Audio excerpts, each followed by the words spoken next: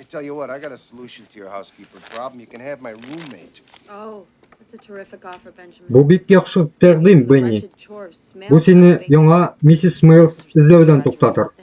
Montgomery and Smales and Roebuck. Smales are us. June. You got a roommate? When'd you get it? Майк, ал синдән озак яшыймы? Last week, my cousin Узган атнада.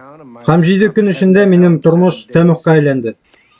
Just like the good Lord intended. Бик яхшы. 26 years old, he can't even read. Төне буе эләндүжүләр иске кинолар карый.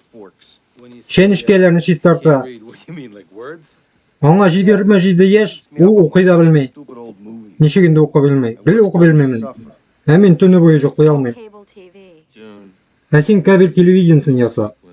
Джун, ялтыравыклар белән утырасың? Утыр. Кысылма.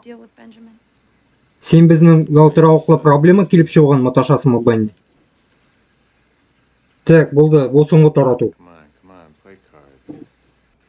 Булды. Әйдәгез уйнарга. Tickets tomorrow night's baseball. 2 билет бейсбол уенына. One pocket fisherman. Балыкчылар пычагы миннән. Do you ever stay Cool. in? Син кайчан да булса уйныйсыңмы соң? Snorkel mask. Акваланг.